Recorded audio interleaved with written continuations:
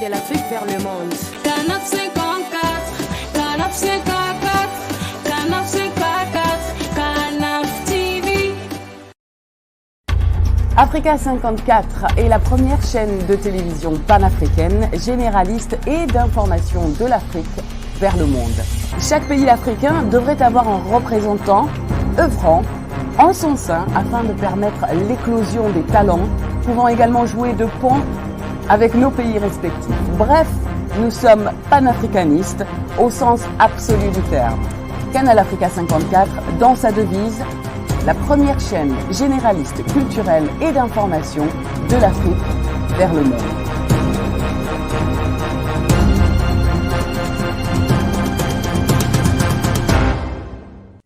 Canal Africa 54 will give to Africans and Afro-Caribbean what they have long been waiting for. Expression of their own voice alongside the Western media and elsewhere in the globe.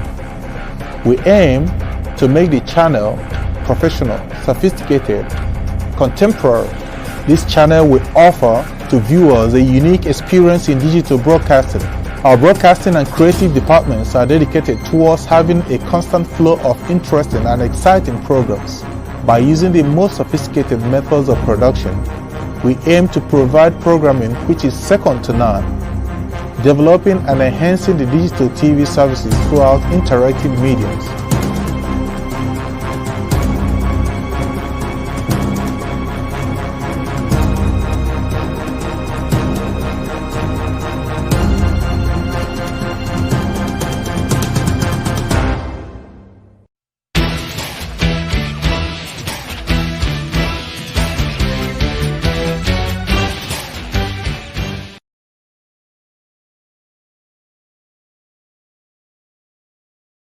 Bonsoir et bienvenue à notre rendez-vous géopolitique sur la RDC. Spécialement, ce soir, nous avons voulu discuter d'un sujet particulier tel que vous l'avez constaté dans notre générique. Le titre de l'émission ce soir, c'est un questionnement. Un questionnement sur le statut de la République démocratique du Congo. La question, c'est de savoir si la République démocratique du Congo était un État laïque ou clérical. C'est ça la question. Mais je ne peux commencer cette émission sans commencer par la réflexion d'un penseur qui a dit que la religion est une illusion, la projection mentale dans laquelle nos désirs sont satisfaits. Et lui de continuer en disant « On croit en Dieu pour les mêmes raisons qu'un enfant a besoin de s'attacher à sa mère ou à son père. » Et lui de conclure, les religions, ce sont des rêveries pour une humanité malade. Voilà.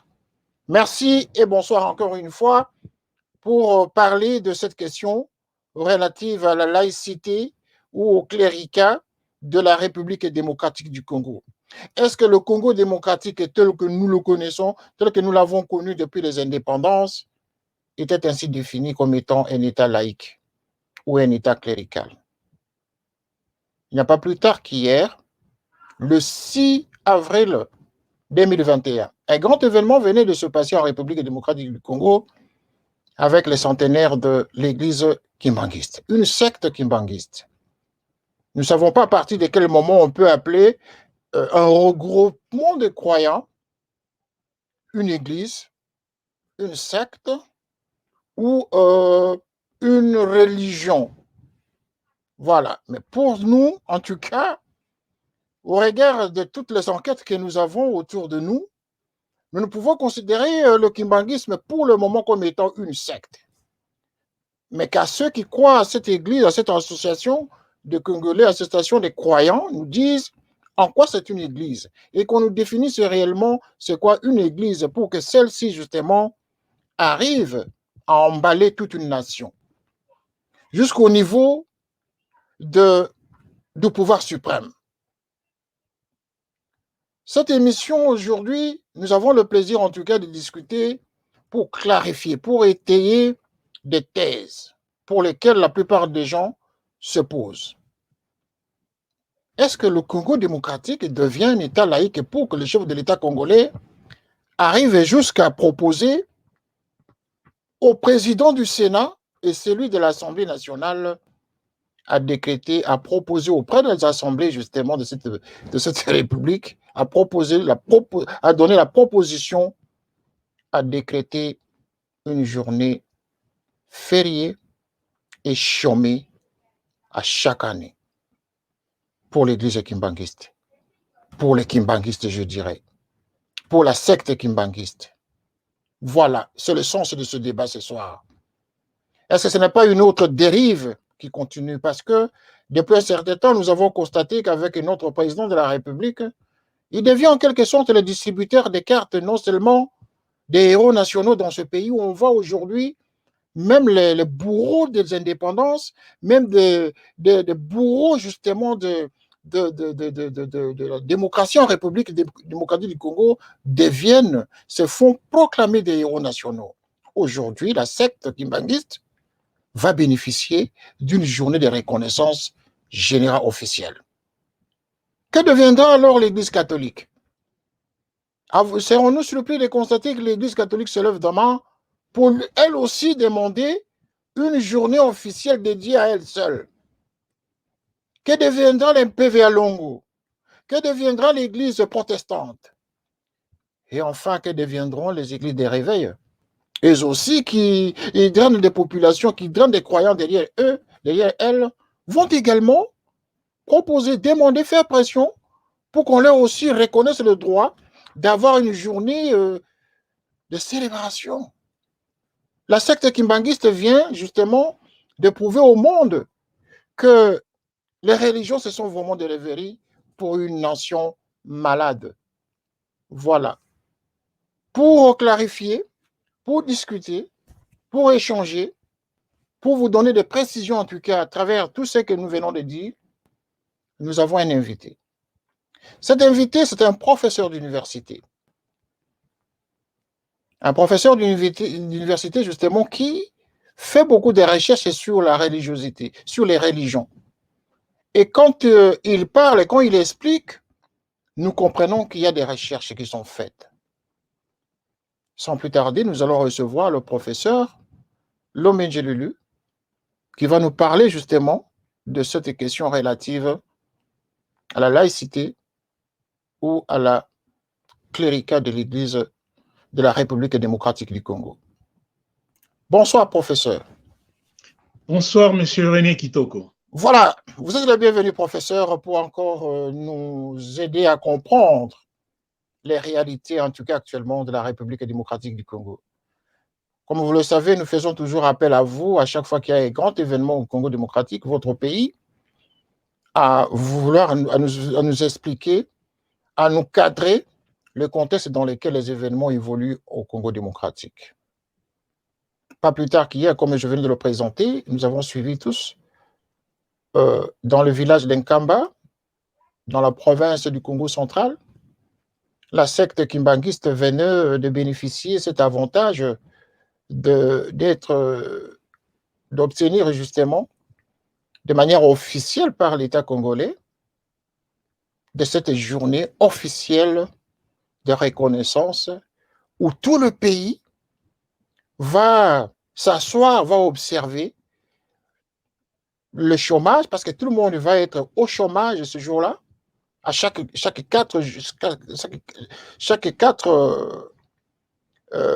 6 avril de chaque année, le Congo démocratique va observer cette journée dédiée aux kimbanguistes, une secte. Professeur, vous êtes le bienvenu et à vous la parole.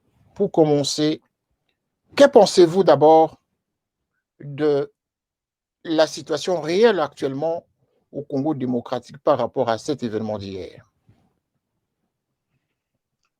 Oui, mais tout d'abord, je voudrais remercier la télévision Télé Saturne de m'avoir accordé encore pour une énième fois la parole pour que je puisse développer ce thème de la RDC, État laïque ou clérical. Qu'est-ce que j'en pense, tel que vous le dites?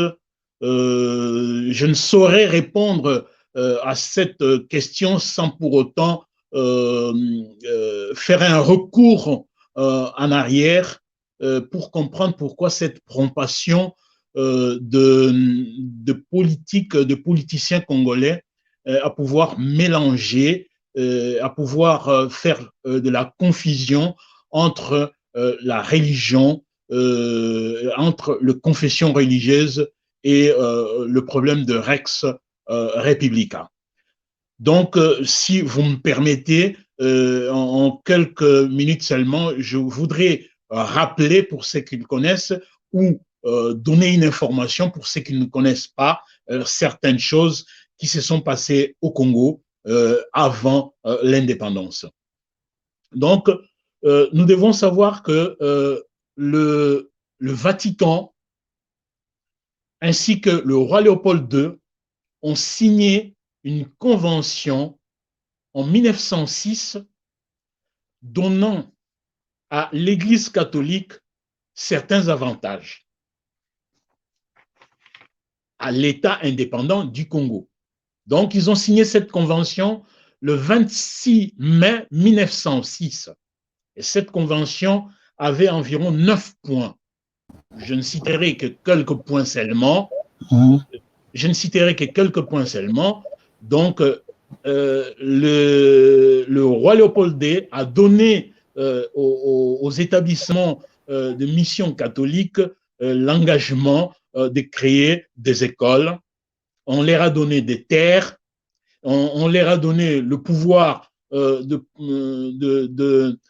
créer des écoles agricoles, des écoles de professionnels manuels, et tout cela avec des terres de superficie allant de 100 à 200 hectares gratuitement. Et cette convention-là, les établissements de confession catholique devraient normalement rendre compte au gouvernement du Congo, de l'État indépendant du Congo. Donc, ça a commencé en 1906 pour un délai de 100 ans, jusqu'en 2006. Il y a eu un vide qui s'est créé entre 2006 et 2016. Donc, le gouvernement dirigé bien sûr par les chefs d'État Joseph Kabila ont encore re-signé une autre convention en 2016 qui a été ratifiée par le chef de l'État Félix-Antoine Tshisekedi en fin 2019, je crois 2020. Donc c'est pour dire, pour rappeler que normalement, cette histoire-là de religion a commencé depuis l'État indépendant du Congo. Alors, qu'est-ce qui s'est passé en 1960? En 1960, lorsqu'il y a eu des troubles amenant à l'élimination, à l'écartement du gouvernement Lumumba, le Premier ministre Lumumba a remarqué que l'Église catholique commençait à s'ingérer dans le problème de l'État. Et le Premier ministre a promis à ce que lorsqu'on fera, on aura à écrire la nouvelle constitution, il y aura la séparation de l'Église et de l'État. Et je continue. Donc, la constitution de 1964 n'a pas bien précisé cette séparation de l'Église et de l'État, mais par contre, la constitution de 1967 a été très claire que l'État congolais était un État laïque. Jusqu'aujourd'hui, notre constitution est claire et nette que la RDC était un État laïque. Alors, grand étonnement qu'il y ait beaucoup de faits qui contredisent la constitution congolaise.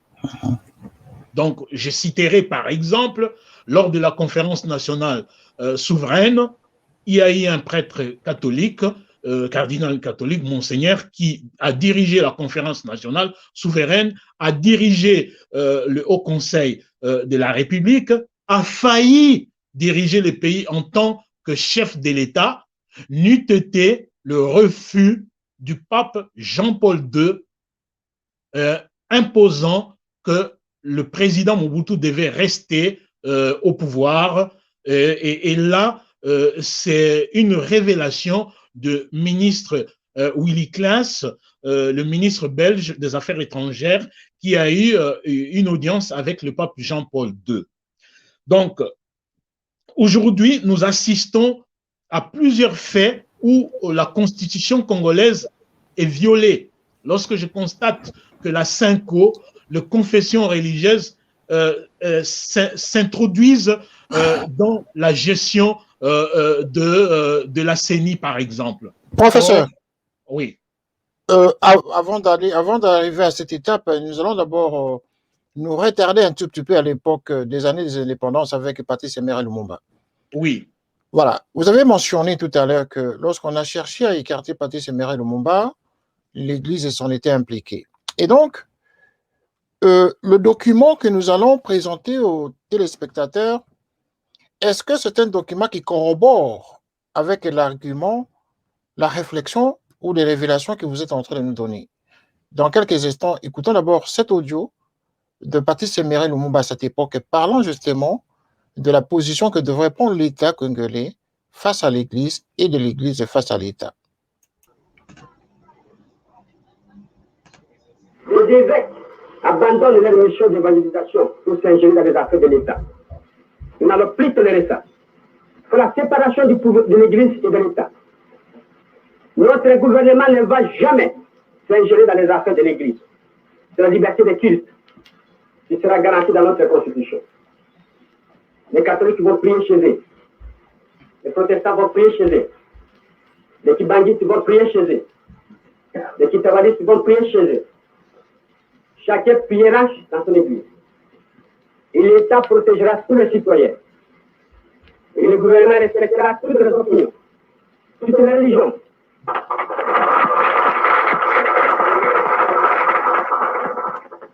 On a parlé. Voilà. Ça, c'est Patrice Emery Lumumba qui parle.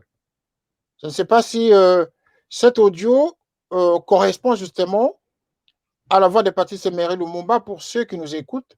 Et par rapport à son contenu, pouvez-vous nous en dire un peu plus, professeur? Oui, effectivement, c'est la voix de Patrice Emery Lumumba. Je pense que cet audio a été normalement enregistré au mois d'août, au mois de juillet, fin juillet, début août, lorsque commençait l'effervescence de la crise congolaise. Et Patrice Emery Lumumba a remarqué que l'Église catholique s'est normalement investie dans les affaires politiques du pays, notamment l'abbé Maloula à cette époque-là, qui normalement a galvanisé toutes les églises catholiques pour diaboliser le premier ministre congolais, que c'était le diable en personne.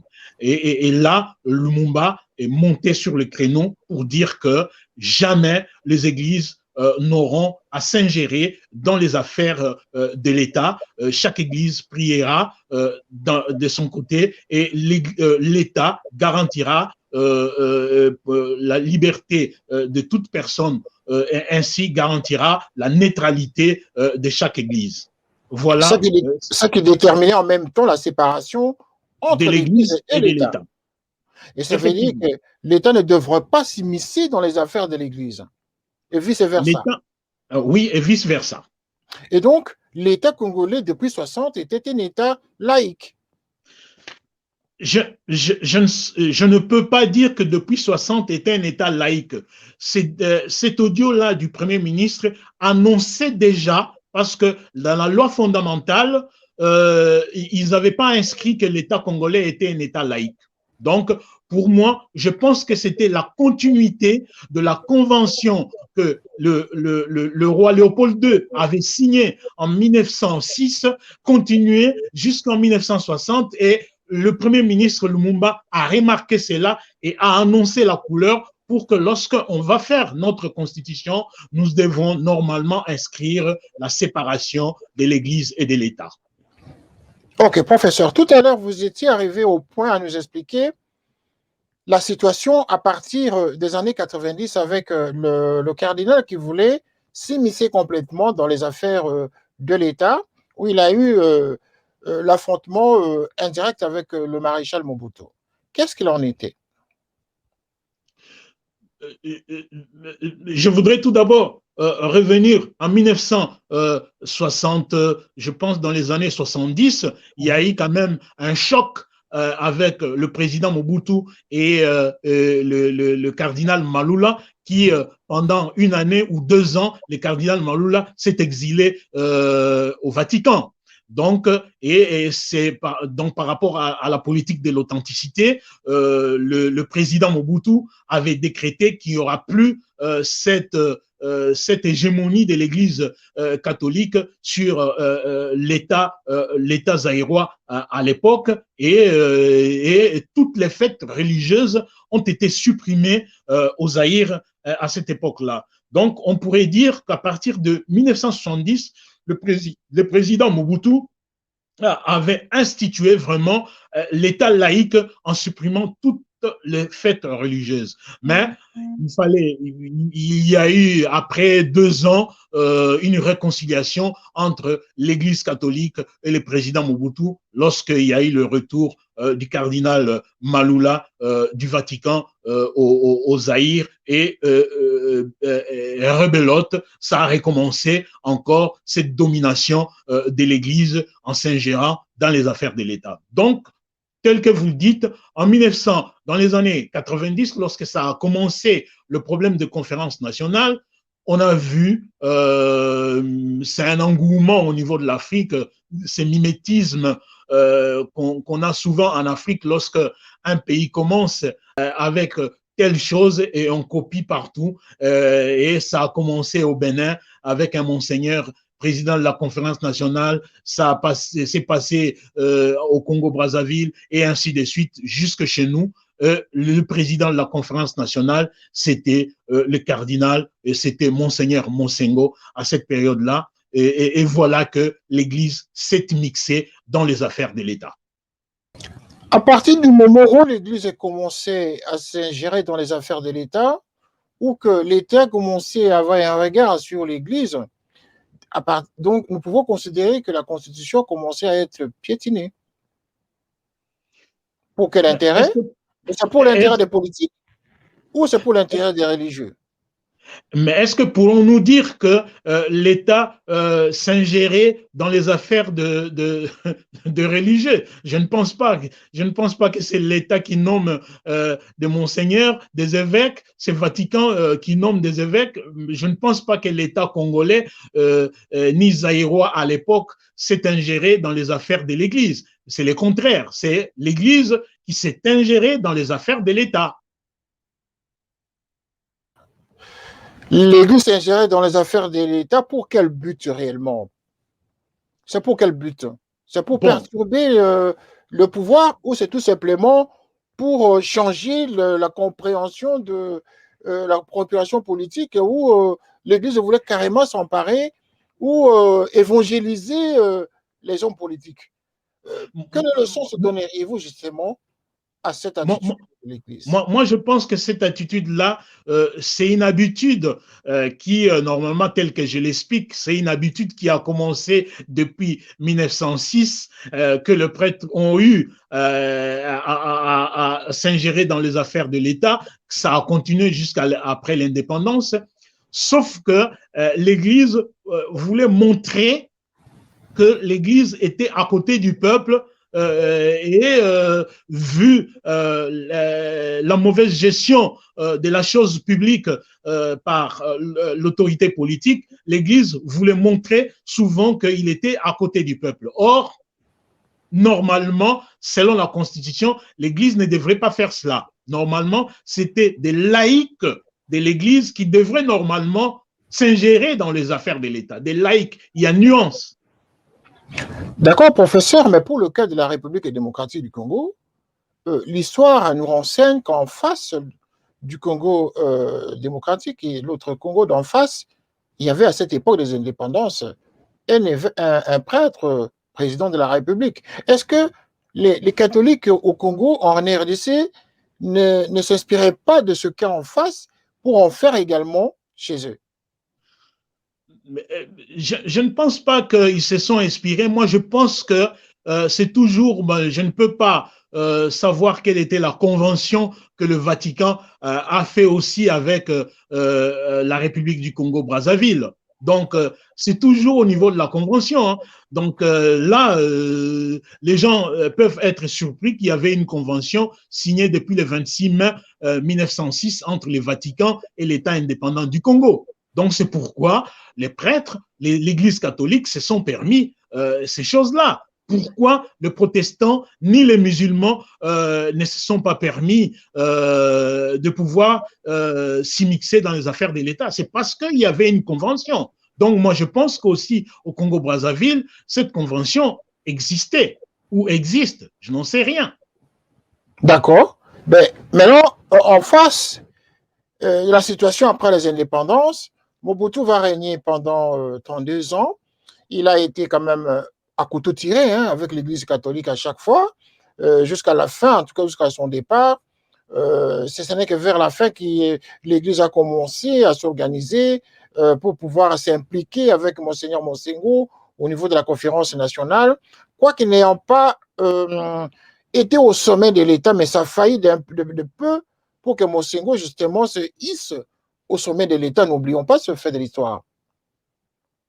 Oui, effectivement, le Monseigneur Monsengo, puis après cardinal, a failli se hisser à la tête de l'État zaïrois à l'époque, hein, mais c'est le pape Jean-Paul II qui a refusé, qui a voulu que le président Mobutu reste au pouvoir parce que, tel que l'a normalement annoncé l'ancien ministre belge des Affaires étrangères, M. Willy Claes, qui avait dit que Mobutu méritait de rester au pouvoir à cause de la lutte pour barrer le communisme en Afrique. Donc, n'eût été cela, le cardinal Monsengo aurait dû normalement être hissé à la tête du pays. Donc, ça sous-entend que l'Église a toujours eu des envies de diriger les institutions du Congo, en quelque sorte. Bien sûr que oui, mais moi, je pense que c'est à cause de cette convention que peut-être une grande majorité d'hommes politiques n'étaient pas au courant de cette convention. C'est pourquoi il y avait cette mainmise de l'Église catholique. Bon, alors, je ne sais pas si je peux dire quelque chose. Quelqu'un. Aujourd'hui, on voit cette lutte-là de l'Église catholique et l'Église kimbanguiste. Donc, en 1960, il y a eu quelqu'un qui avait dit au président Kasavubu, le 30 juin, il y aura un blanc qui va descendre, qui va vous demander, le jour de ce discours, qui va vous demander quelle est l'église qui va diriger votre pays. Il faut répondre l'église kimbanguiste. Et Kasavubu, lorsque ce blanc est venu lui poser cette question, c'était un prêtre qui était habillé en civil. Il a dit, on va voir ça après. Donc, c'était juste une réponse et qui a donné la continuité du pouvoir de l'église catholique au Congo, que nous voyons jusqu'aujourd'hui. Qu'est-ce que ça veut dire par là lorsque vous dites qu'un prêtre en civil, un blanc, vous avez dit, hein, qui aurait révélé à Kasavubu que la secte kimbanguiste dirigerait le Congo un jour? Qu'est-ce que vous voulez dire par là? Je vais dire ceci. Le fils Kimbangu Kisolokele, qui était ministre d'État au premier gouvernement, ils ont dit à Lumumba, ils ont dit à Kasavubu, il y aura un blanc. Lorsque vous aurez à terminer votre discours le 30 juin, il y aura un blanc qui va descendre, il va venir vous voir pour vous poser la question, quelle est l'église qui dirigera votre pays? Il faut lui répondre l'église kimbanguiste. Et effectivement, c'est comme ça que ça s'est passé. Le blanc est venu poser la question, alors que ces blancs-là étaient habillés en civil, c'était un prêtre catholique. Donc, Kasavubu n'a pas répondu tel que Kisolokele lui avait dit de répondre. Il a répondu, on verra ça après.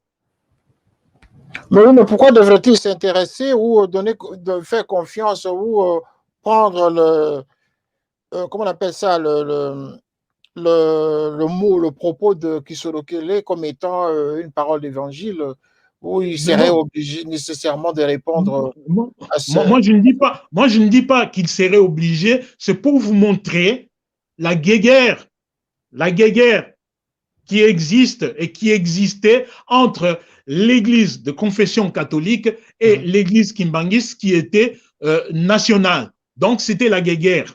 Et voilà que la réponse du président Kasavubu, qui était neutre, a permis la continuité de la convention de 1906. Ça veut dire que M. Kisolokele voudrait induire en erreur M. Kasavubu parce que sinon, le Congo allait encore plonger dans une autre guerre des religions en ce moment-là, alors qu'ils avaient déjà une guerre politique. Si M. Kasavubu avait perdu le réflexe, justement, il aurait, par sa réponse, créé encore un autre climat d'affrontement entre l'Église catholique et les dirigeants politiques congolais de l'époque. Hein.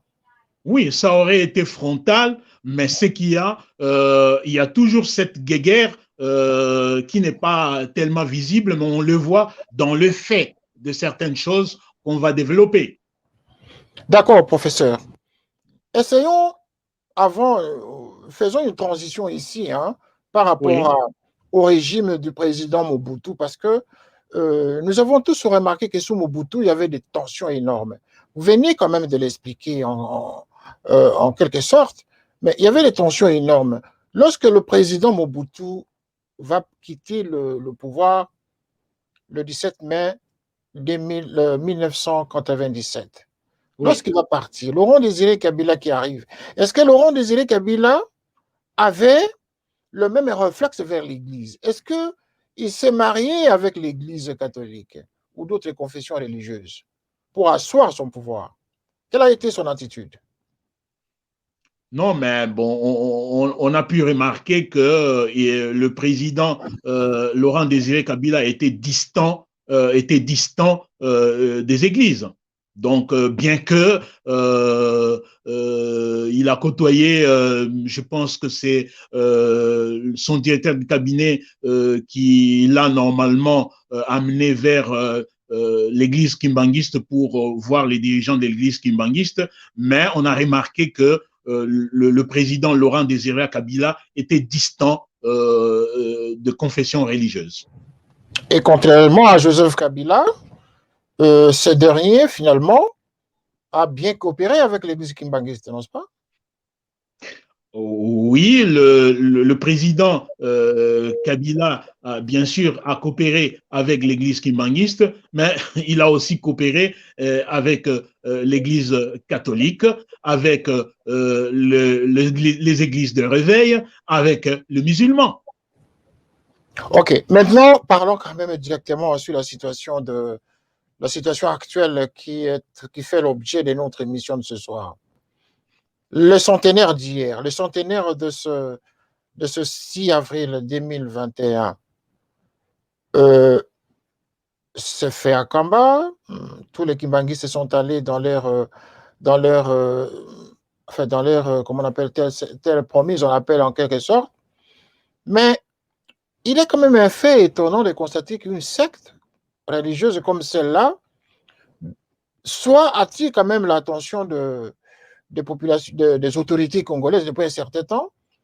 Pour quelle fin les politiques congolais s'intéressent à ce groupement religieux? Et c'est pour juste l'électorat ou c'est tout simplement parce que vraiment ils y croient? Qu'est-ce qui les attire vers ce regroupement religieux? Je pense que je vais parler de ça maintenant. Je pense que vous allez me permettre après à revenir sur d'autres choses. Bon,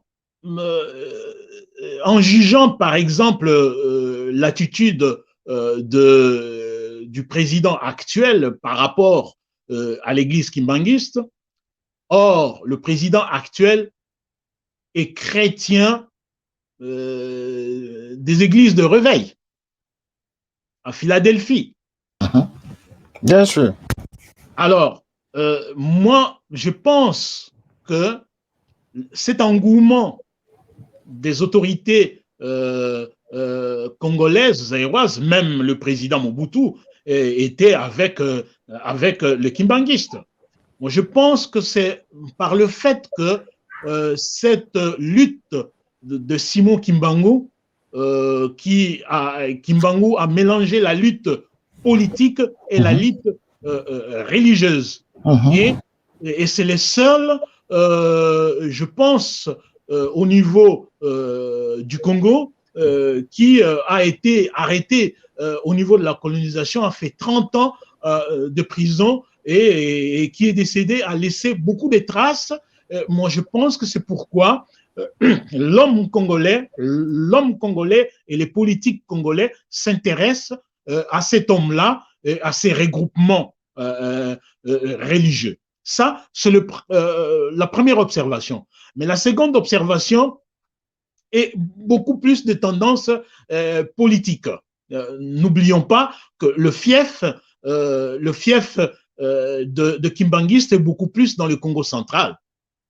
Vous l'avez annoncé que l'attitude du président de la République distribuant les cartes de héros nationaux, à l'occurrence du président Kassavubu, qui était du Congo central, et je pense aussi que c'est un calcul politicien pour gagner de voix dans cette contrée de notre pays.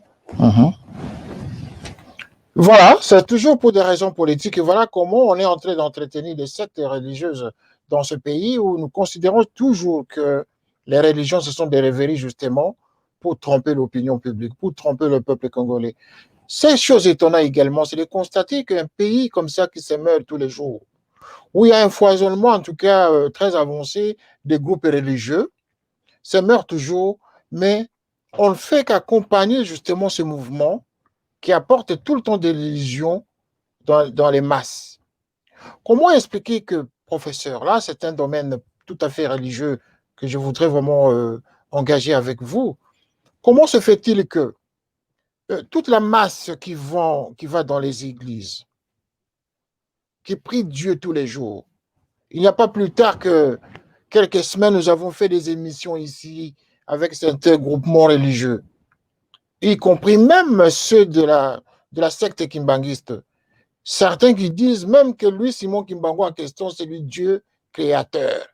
Voilà encore la grosse illusion dont notre penseur, dont j'ai évoqué tout à l'heure, sa pensée, l'avait dit que les religions, ce sont des rêveries inutiles, ce sont des rêveries justement pour une humanité malade. Est-ce que le Congo ne serait pas malade d'avoir un foisonnement de sectes religieuses, d'avoir même les autorités qui consacrent comme ça de leur temps à célébrer les sectes religieuses? Les centenaires de l'église kimbanguiste ou de la secte kimbanguiste a bénéficié depuis le passage du chef de l'État, depuis son allocution de remerciement à cette secte, va bénéficier de cette reconnaissance d'une journée fériée et chômée. Pouvez-vous nous expliquer la quintessence de ce propos, professeur? Oui, je trouve personnellement une contradiction dans le chef de parole de notre président de la République. Pourquoi contradiction alors que l'article 1er de notre Constitution est clair là-dessus, qui dit: la République démocratique du Congo est, dans ses frontières du 30 juin 1960, un État de droit, indépendant, souverain, uni, et indivisible, social, démocratique et laïque. Alors, lorsqu'on dit laïque, ça signifie l'État, normalement, doit être doit faire de la neutralité vis-à-vis de religion. Il n'y aura aucune religion d'État. Donc, ni les kimbanguistes, ni le chrétien catholique, ni les chrétiens protestants, ni le musulman n'auront droit à aucun avantage sur le plan de l'État. Or, on remarque, bon, si je regarde le nombre de jours fériés en République démocratique du Congo, il n'y a qu'un seul jour qui est reconnu par l'État congolais pour les chrétiens catholiques, parce que la confession religieuse de réveil récuse la date du 25 décembre de Noël pour la naissance du Christ. Ben, là aussi, c'est une contradiction de l'État. Donc, État laïque, mais on donne une journée fériée pour le chrétien. Pourquoi ne pas aussi donner une journée fériée pour des fêtes religieuses musulmanes, pour les juifs, pour les bouddhistes qui se trouvent au Congo? Alors, voilà. Aujourd'hui, on remarque qu'on donne, on propose, et d'ailleurs, bon, ce n'est pas encore définitif, mais ce qui est choquant, c'est d'avoir vu le chef de l'État, président de la République, dans une salle bondée de plus peut-être de 5000 personnes, intimé. Personnellement, j'ai senti comme s'il intimait l'ordre aux deux présidents de chambre de Parlement de pouvoir se préparer pour aller voter une loi afin que la date du 6 avril soit une journée chômée et fériée. Nous ne sommes plus dans la séparation des institutions du pays. Donc, le président de la République, c'est une institution, le Parlement, c'est une autre institution. C'était choquant d'entendre le président de la République le dire à haute voix devant tout le monde, et ça, c'est mettre en porte-à-faux les deux présidents de chambre. Est-ce qu'on est sûr que le constituant, donc les parlementaires, vont voter cette loi? On n'est pas sûr. S'ils ne le votent pas, ça signifie au niveau de la population, au niveau des religieux kimbanguistes, diront que ce sont les présidents de deux chambres qui ont refusé. Lui, le président, a donné l'ordre. Donc, normalement, il fallait normalement une certaine concertation en aparté avec le président des chambres au lieu de le dire ouvertement comme ça devant la masse. C'était choquant. Non seulement c'était choquant, je sens que vous l'exprimez avec beaucoup de déception en quelque sorte, hein, mais non seulement choquant, mais ça risque de créer un conflit au sein des institutions, c'est-à-dire que, admettons par exemple que le président du Sénat et celui de l'Assemblée nationale, tous les deux ne seraient pas d'accord avec le propos du président de la République sans l'exprimer publiquement. Est-ce que pensez-vous qu'ils auront la même harmonie, même s'il faut proposer dans leurs chambres respectives?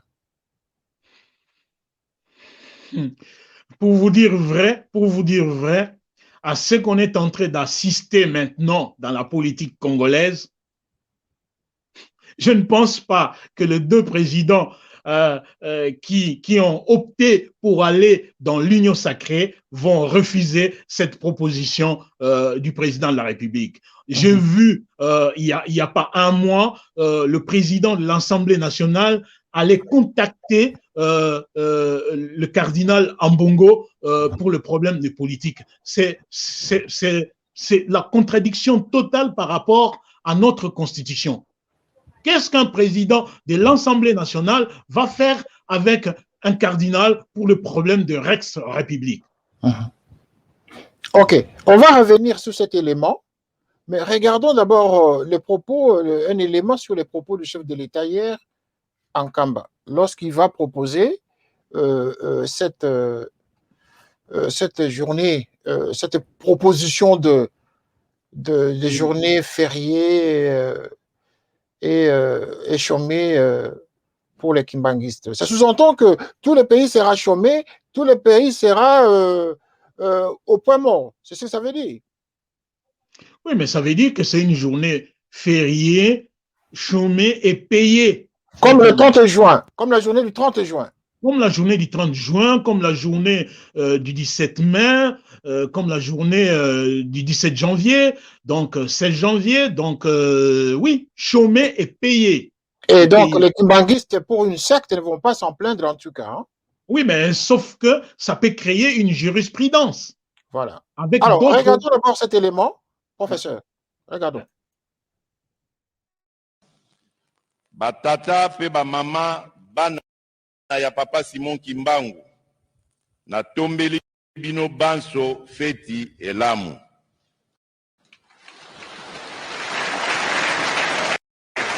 Pe makasi na tata mokonzi ya bule chef spirituel papa Simon Kimbangu Kiangani pe bandimi banso ya mokili mobimba ya lingomba ya Kimbangu. Bolingo, bolingo, bolingo. Na kati na bino bandimi ya Kimbangu. Bomoko, mibeko, pe misala yango nde elonga na kati na bino. Pona kosukisa, na lingina loba boye. Awa ba présenter bino papa président ya Sénat na papa président ya Assemblée nationale. Nazali ko interpeller bango ko senga bango balanda na lombango likambo nazali ko senga ya te date ya le 6 avril ekota na mikolo oyo ekobanda kozala férié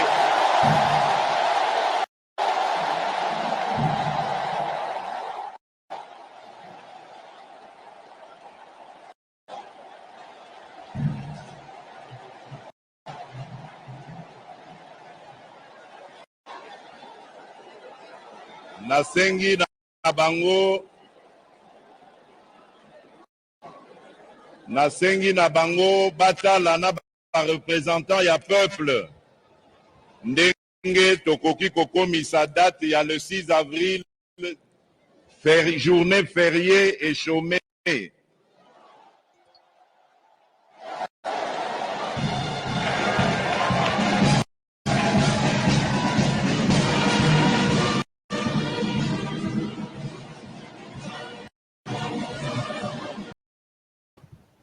Voilà, vous venez de regarder cet élément, hein, le propos du chef de l'État congolais, les propos tenus hier à la cérémonie, justement, à la célébration du centenaire de la secte kimbanguiste en Kamba, en République démocratique du Congo. Voilà, une secte qui vient de bénéficier d'une reconnaissance officielle où tout le pays sera mis en veilleuse parce que ils doivent justement célébrer ensemble cette journée du 6 avril chaque année. Si ceci passe en tout cas au niveau des deux chambres du Parlement, alors le Congo va démontrer encore une fois que les religions qui sont des rêveries pour une humanité malade, donc le Congo justement va rentrer dans cette humanité malade parce que au lieu de travailler, au lieu d'appeler les gens au travail justement pour trouver des solutions aux vrais problèmes de la République démocratique du Congo, voilà, avec tout le respect que je dois en tout cas aux institutions de la République, nous pouvons encore poser la question de savoir est-ce que c'est ça qu'il fallait faire, professeur? Est-ce que c'est ça la question? C'est ça vraiment qui était l'essentiel? C'est ça? Non, ce n'était pas l'essentiel. C'était pas l'essentiel. Il fallait, bon, apparemment, c'est comme si il a surpris les deux présidents de deux chambres. Je ne pense pas qu'ils étaient au courant qu'il va annoncer cela. Il les a surpris. Donc, normalement, je ne sais pas, le conseiller politique du chef de l'État, ils en sont où ils ne lisent pas très bien la Constitution, où notre Constitution est bafouée. On voit maintenant pour la énième fois que le président de la République est en train de bafouer la Constitution. Je ne suis pas contre les religions, sauf que si le président de la République veut prendre des décisions comme ça, soit juste, ça signifie il va prendre aussi des décisions pour les musulmans, pour d'autres confessions religieuses. Et là, nous allons rentrer dans des journées fériées à répétition, comment le Congo va se développer avec des journées fériées à répétition. Professeur, je voudrais relever ici deux questions par rapport à ce que vous venez de dire. Lors d'une cérémonie aussi importante, pensez-vous vraiment que le président de la République ne partage pas ce discours avec les deux autres présidents des institutions? Et également, je voudrais savoir si, pour vous, le discours tenu hier par le président de la République constituait en quelque sorte une violation de la Constitution. Dans son article premier. Et qu'est-ce que le président peut encourir pour avoir violé le premier article de la Constitution, qui dit que l'État congolais est un État laïque et que le politique ne doit pas s'immiscer dans les affaires de l'État et vice-versa. Là, nous avons le président de la République qui montre devant le monde qui s'est immiscé dans les affaires d'une religion, d'une secte religieuse de surcroît. Est-ce que l'État, les Congolais ou les institutions de la République, si elles sont encore des institutions crédibles, qu'est-ce que vous en pensez? Bon, cette annonce-là, soyons un peu prudents, parce que jusque-là, cette date-là n'est pas férieux. Jusque-là, c'est une déclaration officielle. Non, professeur. C'est une déclaration. C'est un président de la République. C'est un président de la République. Il engage l'État congolais. Il a tenu un discours officiel devant une parterre de, je ne sais pas, 1000 personnes ou 2000, quel que soit le nombre de gens, mais c'est une cérémonie officielle devant tous les médias. C'est le président numéro 1 congolais qui dit les deux présidents sont ici, de l'Assemblée et du Sénat. Et que je leur propose. Vous veniez même de dire tout à l'heure que regarde la situation actuelle, les deux ne vont pas dire non. Oui, mais il tend. Le peuple congolais dans tout ça, professeur. Vous pensez que les Congolais vont toujours continuer à regarder le président Tshisekedi en train d'emballer le peuple dans tous les sens? Parce que là, il a violé la Constitution. Cette déclaration est inviolable. Cette déclaration du président de la République est une déclaration de violation de la Constitution. Qu'est-ce qu'il peut encourir dans ces conditions? Parce qu'il a violé la Constitution. Mais qu'est-ce qu'il peut encourir? Normalement, on doit suivre les articles de la Constitution où normalement la flagrance du chef de l'État avec cette déclaration, on peut normalement le présenter devant la Cour constitutionnelle pour des déclarations de violation de Constitution. Non, mais mon problème est, moi, je veux vraiment que quelqu'un me fasse comprendre ça, fasse comprendre aussi à tous ceux qui nous suivent, hein, parce qu'il y a des gens il y en a qui téléphonent là, mais nous ne pouvons pas répondre au téléphone.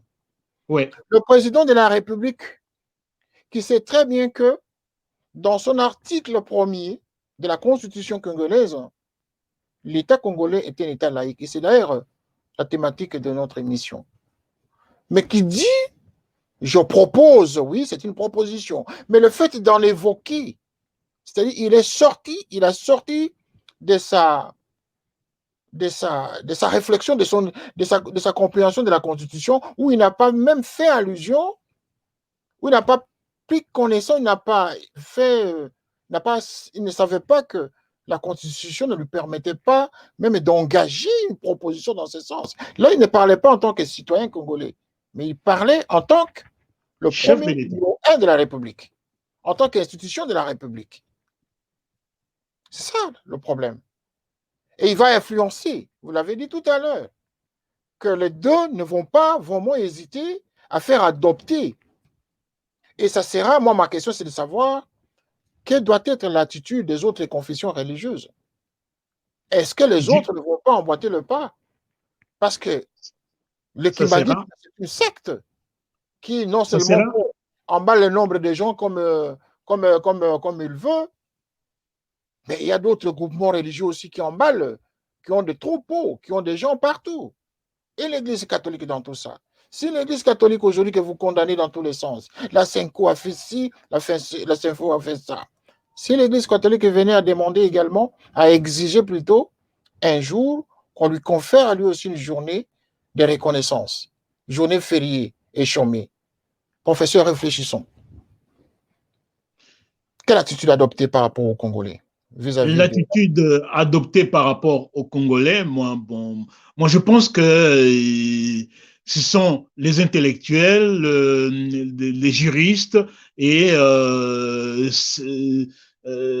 certains lobbies congolais doivent s'élever pour que ça s'arrête, cette histoire-là de violation de constitution à répétition.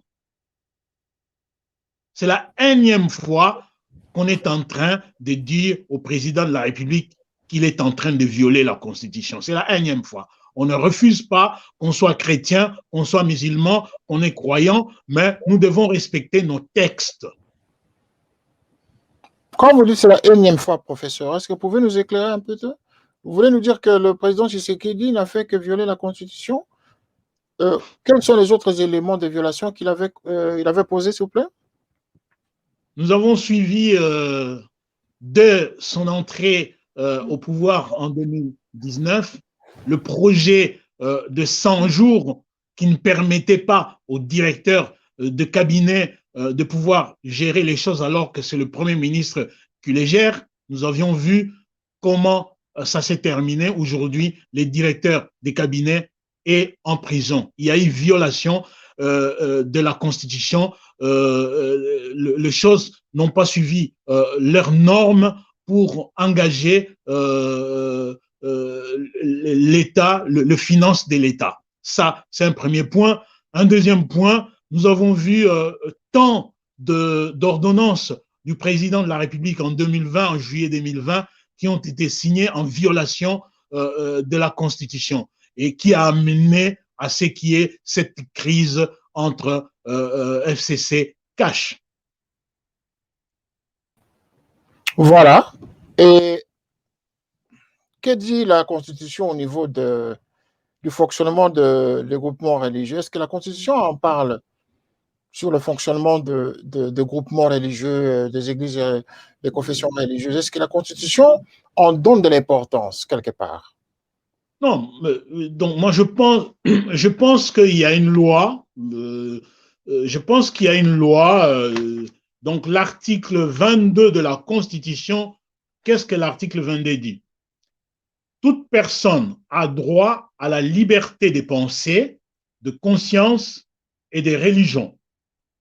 Toute personne a le droit de manifester sa religion ou ses convictions seule ou en groupe, tant en public qu'en privé, par le culte, l'enseignement, le pratique, l'accomplissement des rites et l'état de vie religieuse sous réserve du respect de la loi, de l'ordre public, de bonnes mœurs et des droits d'autrui. La loi fixe les modalités d'exercice de ces libertés. Voilà ce que nous dit l'article 22 de la Constitution. Et donc, nous pouvons considérer que si jamais cette proposition publique faite par le président de la République, si cette proposition passait dans les deux chambres, qu'elle sera adoptée et que les Congolais vont vivre justement l'année prochaine une journée fériée et chômée dédiée à la secte kimbanguiste, que diraient les autres qui ne sont pas des kimbanguistes? Tous les Congolais qui ne croient même pas à cette secte kimbanguiste. Est-ce que ce n'est pas une façon d'apporter un affront aux Congolais en général? C'est aberrant quand même de voir ça. C'est une façon de prendre les Congolais en otage, professeur.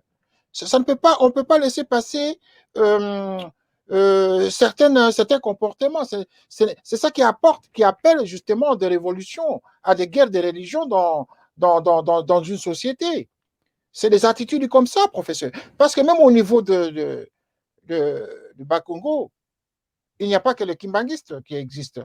Il y a aussi un autre groupement religieux qui s'appelle le mpadisme, qui est en concurrence justement d'ailleurs avec les kimbanguistes et qui ont fait les mêmes, qui ont été d'ailleurs des collaborateurs, mais pas au niveau où on élève Kimbangu comme étant un dieu créateur. Il y a un padi pour lequel nous avons fait des recherches ici, on en a même fait une émission là-dessus, qui est au même niveau que Kimbangu. Mais comment expliquer que au niveau du sommet de l'État, on en donne autant d'importance jusqu'à en donner une journée de reconnaissance pour tous les Congolais, y compris ceux qui n'y croient pas?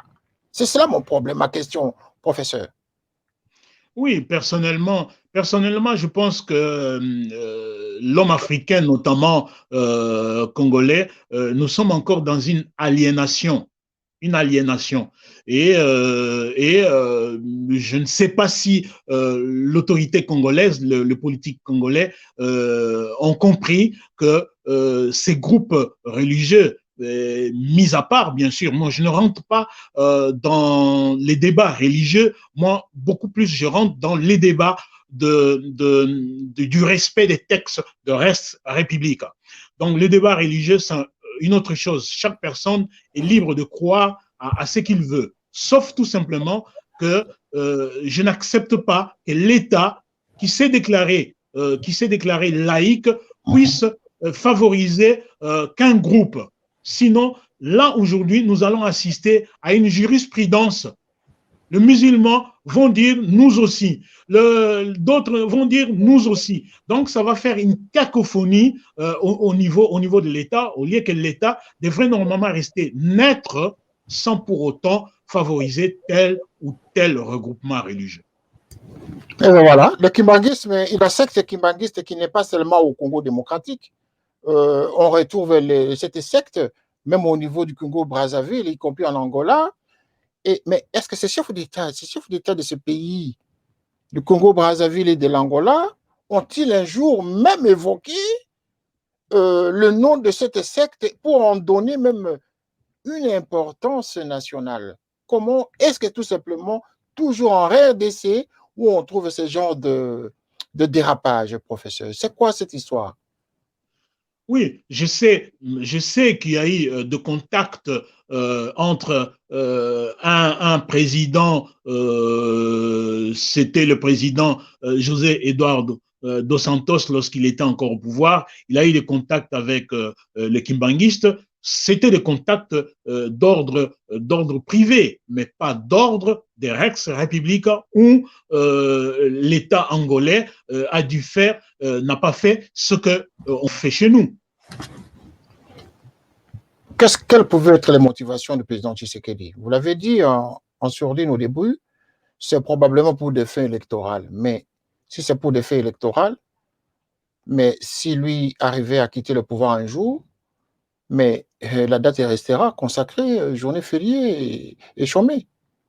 Oui, mais sauf que je ne comprends pas qu'il n'y ait pas de conseiller au niveau de la présidence pour pouvoir étudier ces choses-là, parce que le problème de religion, de confession religieuse au Congo et en Afrique, ce sont des problèmes d'escroquerie au niveau de populations qui sont pauvres.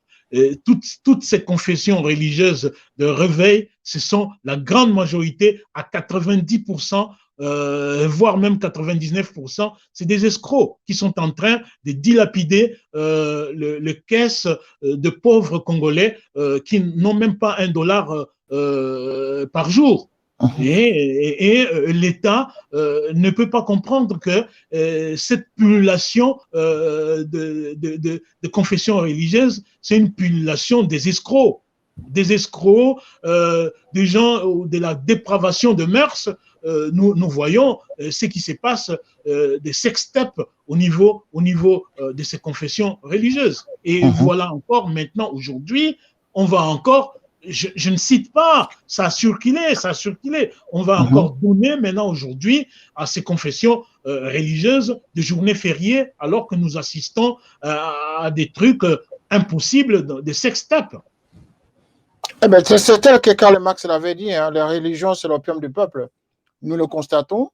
Simplement, professeur, moi, y compris ceux qui nous écrivent pour le moment, commencent à nous poser beaucoup de questions. Ils sont même étonnés de constater qu'un président de la République engage comme ça sa personnalité, justement, jusqu'à proposer, n'est-ce pas, pour une secte qui ne fait pas l'unanimité de tout un peuple. Il s'est mis, en quelque sorte, comme vous l'avez élucidé tout à l'heure, il s'est mis dans une position d'une personne normale, comme tout Congolais, justement, en utilisant son statut, qui est différent des autres Congolais, pour proposer à des institutions une idée qui est la sienne, en faisant une idée à adopter pour le peuple. Professeur, essayez de nous faire comprendre que deviendront les autres Congolais qui ne croient pas à la secte kimbanguiste. C'est ça. Que deviendront les autres Congolais? Si jamais demain il y a une révolution, il y a des revendications, il y a des musulmans qui revendiquent. On connaît le comportement de certains musulmans, je ne dis pas tous les musulmans, ou des églises de réveil aujourd'hui, qui réfléchissent aujourd'hui, tous les pasteurs du Congo peuvent se mettre ensemble et dire, nous aussi, nous exigeons une journée de reconnaissance. Parce que tous sont au même niveau que les Kimbangu, tout ça. Ce sont des prophètes, ce sont des pasteurs. La différence, c'est que Kimbangu, lui, il était un militant, il était un combattant politico-religieux qui parlait de Dieu en faisant de la révolution, n'est-ce pas? Comme autant Lumumba s'est rébellé contre l'oppression. Je pense en même temps que si Lumumba, à son temps, avait utilisé la Bible, ses collaborateurs, ou je veux dire les Lumumbistes qui vont suivre après sa mort, l'auraient également consacré des prophètes, en faisant probablement aussi un dieu, comme les Kimbanguistes ont fait de Simon Kimbangu. Donc, ma question, c'est toujours, professeur, que deviendraient les Congolais qui ne croient pas à la secte kimbanguiste? Pensez-vous qu'ils vont rester tranquilles ce jour-là, le 6 avril, par exemple 2022, ils vont rester chez eux parce que la secte kimbanguiste est en train de célébrer sa journée fériée? Est-ce que ça tient la route? Ça ne tient pas la route, mais on tend vers des contraintes. Or, au niveau de la Constitution, on dit chacun est libre de croire à telle ou telle autre religion. On ne peut pas imposer aux gens une religion quelconque.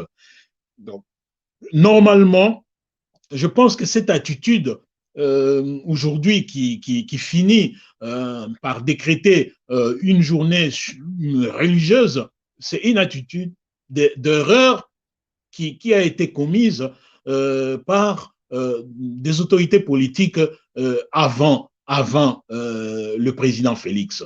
Je vous donne un exemple. J'ai été choqué le 30 juin 2010, lors du cinquantenaire, lorsque j'ai vu sur l'invitation de plusieurs chefs d'État, même le roi de Belge était au Congo, avant le discours du chef de l'État Kabila, j'ai vu toute une panoplie des églises faire la prière. Je ne suis pas contre la prière, je suis croyant, mais nous devons faire la séparation de l'Église et de l'État. Il y a un temps pour prier, il y a un lieu pour prier, mais lorsqu'on fait les choses de l'État, de la République, on laisse la religion à côté. Donc, j'ai vu les gens prier les musulmans priaient, les chrétiens priaient, et avant le discours du chef de l'État. Cela montrait une forme de cacophonie qui tend aujourd'hui à pouvoir valider maintenant une journée fériée. Donc, nous devons normalement, l'homme congolais doit réfléchir à dire que oui, je suis croyant, il y a un temps pour la prière, il y a un temps pour travailler. Et la prière, c'est dans les lieux de culte, pas dans les lieux publics de l'État. Le constat le plus aberrant, professeur, c'est de voir que quand on observe, en tout cas de si près, autour de ces différentes confessions religieuses, y compris la secte kimbanguiste, vous allez remarquer, d'après notre constat, que ceux qui sont plus propulsés, ce sont ceux qui dirigent ces groupements religieux. Mais les pauvres gens qui contribuent, qui amènent leurs donations, qui amènent leurs aumônes, qui amènent leurs dîmes, qui amènent justement tout, ce sont les plus pauvres. Mais ceux qui sont élevés en esprit ou en gloire, c'est toujours ceux qui dirigent, ceux que l'on vénère. Pour parler effectivement de la secte kimbanguiste, vous allez voir un groupe de gens ou une famille qui est mis au diapason comme étant la famille sainte, alors que les autres qui sont des victimes pensent justement en train de vénérer un Dieu vivant, alors qu'il n'en est pas. Mais quand on voit aujourd'hui le président de la République qui engage l'État congolais, professeur, j'engage le grand débat en tout cas avec tous les intellectuels qui voudraient participer à une grande émission pour que nous en discutions en tout cas sur le discours du chef de l'État. La reconnaissance de la secte kimbanguiste en faisant une journée, en donnant, en proposant une journée fériée et chômée, ça relève des rêves, ça relève d'un cauchemar en quelque sorte pour certains Congolais.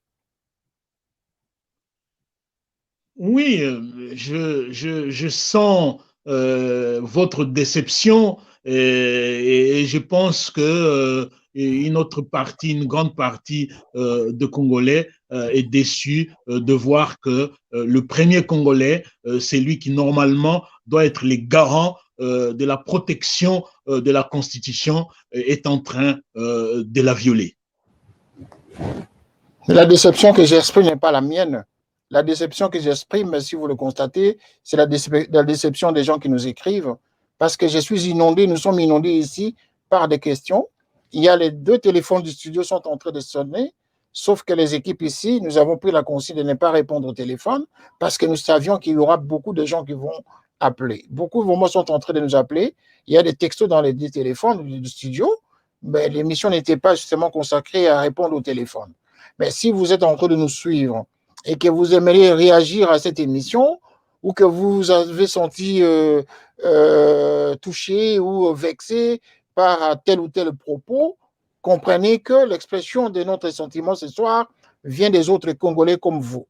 Et les questions que nous sommes en train de poser ici, ce sont des Congolais qui viennent de toutes parts, des autres Congolais qui ne sont pas kimbanguistes, mais qui sont également indignés par le discours ou l'allocution du chef de l'État en consacrant une journée, en proposant aux 2 chambres du Parlement cette proposition, cette idée de faire de la journée du 6 avril une journée fériée et chômée. Comprenez si vous êtes kimbanguiste et comprenez cela dans ce sens. Parce qu'au Congo, il n'y a pas que les kimbanguistes. Donc, ne soyez pas égoïste en pensant que vous êtes mieux, votre secte religieuse est la mieux, et que les autres ne peuvent pas défendre leur religion. Et c'est de là, de cette confusion, que peut justement naître une guerre des religions dans un État. Et donc, le président de la République a posé un acte qui risque d'embraser le Congo. Et c'est très dangereux. Et nous sommes là justement pour sonner l'alarme, tout simplement. Donc, le sentiment que j'exprime n'est pas le mien. Mon sentiment, personne ne le connaît. Voilà, j'exprime le sentiment des téléspectateurs qui nous écrivent et qui nous posent autant de questions. Professeur, nous allons bientôt terminer l'émission.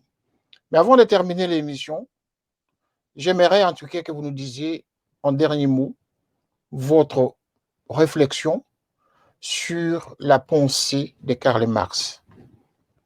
La religion, c'est l'opium du peuple. Est-ce que vous pensez que ce qui arrive au Congo avec les différentes religions, est-ce que c'est vraiment l'opium du peuple qui est au Congo et que tout le monde est en train de fumer cet opium? Oui, effectivement, cette pensée de Karl Marx a atteint le firmament de l'Afrique et notamment la République démocratique du Congo qui a dépassé les 10 000 confessions religieuses au Congo. Et à Kinshasa, il y a au-delà de 2500, 3000 églises à Kinshasa. Et chaque 500 mètres dans une rue, vous trouvez une église. Effectivement, la religion, c'est l'opium du peuple. Lorsque quelqu'un y rentre et pour en sortir, c'est des grands fanatiques. Donc, le Congolais doit réfléchir.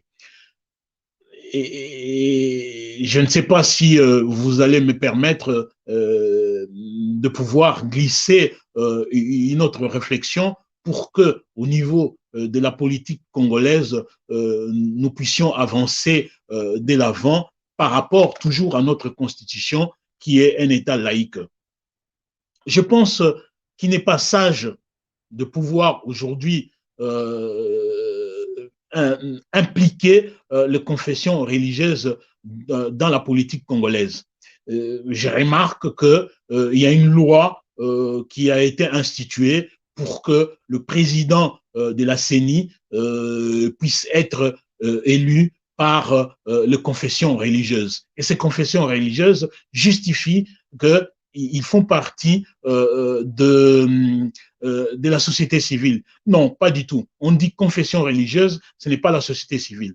Donc, ma proposition serait à ce que chaque groupe religieux ou confession religieuse puisse confectionner des laïcs, comme ça s'est fait avec le groupe du professeur Ndaïwel à l'Église catholique. Ce sont des laïcs qui peuvent élire quelqu'un pour aller là-bas. Il est hors de question que la Senko, que le cardinal Ambongo, que le protestant, que le chef de la confession kimbanguiste ou de réveil puissent s'intégrer dans l'élection de celui qui va diriger la commission électorale. Sinon, nous ne sommes plus un État laïque, nous devenons un État clérical. Voilà, nous devenons un État clérical. Et c'est ce que vous êtes en train de nous dire ce soir au constat de ce qui se passe actuellement en République démocratique du Congo suite à l'allocution du chef de l'État devant le parterre des kimbanguistes réunis à Kamba lors du centenaire de l'existence de leur secte religieuse. Voilà, professeur, en tout cas, nous sommes arrivés pratiquement à la fin de l'émission. Et avant de terminer cette émission, j'aimerais adresser ce dernier message à tous les téléspectateurs qui nous suivent pour le moment. Le sentiment que nous exprimons, que j'exprime en tant que journaliste n'est pas le mien. Le sentiment que j'exprime, c'est le reflet des questions qui sont posées par différents téléspectateurs que vous ne voyez pas à l'écran, ceux qui sont en train de nous suivre sur d'autres contrées, n'est-ce pas, qui posent des questions parce qu'ils sont quand même étonnés. La vidéo a circulé, cette allocution du chef de l'État a circulé un peu partout dans le monde et voilà pourquoi à cette antenne, justement, il y a beaucoup de gens qui nous posent ce genre de questions. Donc, point n'est besoin de penser que le sentiment que j'exprime à l'antenne, c'est le sentiment qui vient de mon intérieur. Non, je vous exprime le sentiment de ceux qui nous posent des questions. Mais déjà, je fais appel en tout cas à tous ceux qui nous suivent.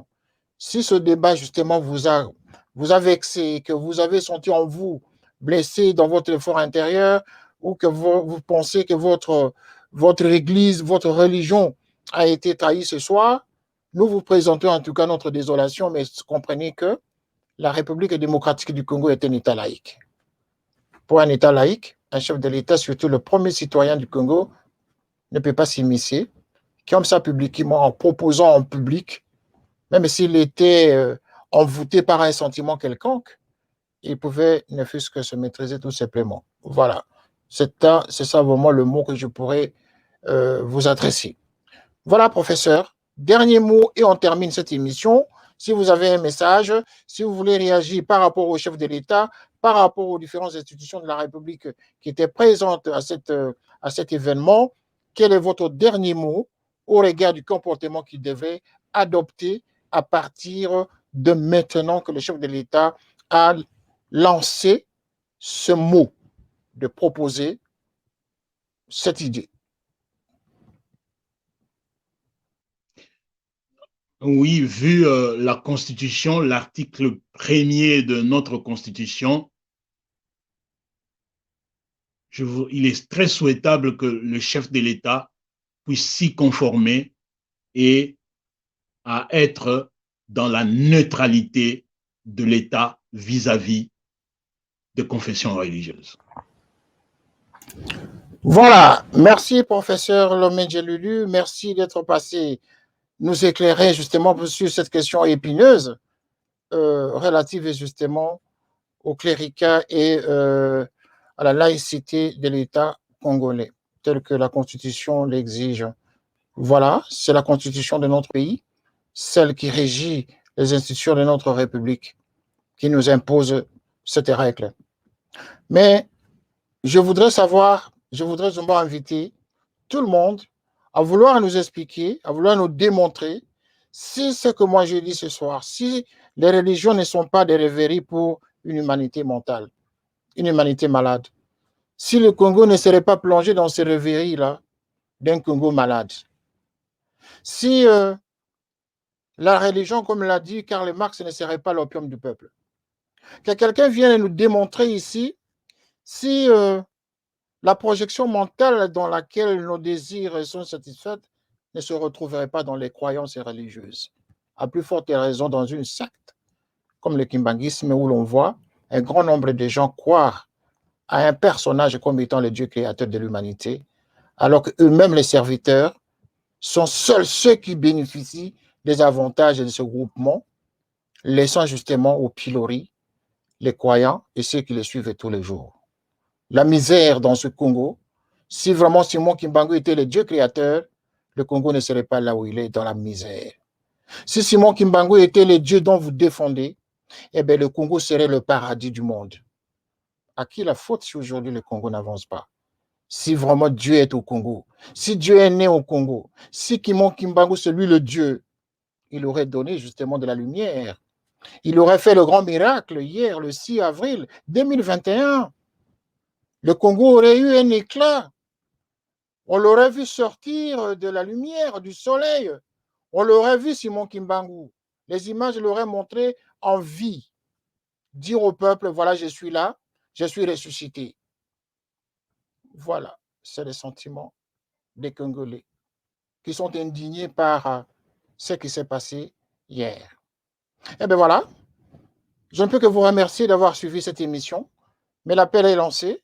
Si vous vous estimez que vous avez été touché par cette émission et que vous aimeriez réagir, nous pouvons faire le débat avec le professeur et d'autres invités qui nous disent ici qu'ils sont prêts justement à parler de la situation relative à l'allocution du chef de l'État consacrant justement cette journée, cette proposition du 6 avril en faisant une journée fériée pour les Kimbanguistes, la secte des Kimbangu. Merci d'avoir suivi cette émission et que Dieu vous protège là où vous êtes. Nous sommes avec vous et nous espérons que vous serez toujours fidèles avec nous parce que nous sommes avec vous et tout ce que nous faisons ici, c'est pour l'intérêt du peuple congolais et du peuple africain et pour l'humanité entière. Notre travail, c'est de vous communiquer et de vous informer. Merci, professeur, et à très bientôt pour une prochaine émission. Au revoir. Canap 54 TV, la première chaîne généraliste culturelle et d'information de l'Afrique vers le monde. Canap 54, Canap 54, Canap 54, Canap TV. Africa 54 est la première chaîne de télévision panafricaine, généraliste et d'information de l'Afrique vers le monde.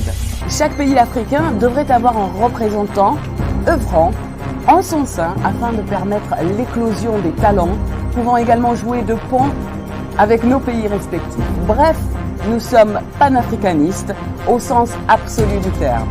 Canal Africa 54, dans sa devise, la première chaîne généraliste, culturelle et d'information de l'Afrique vers le monde.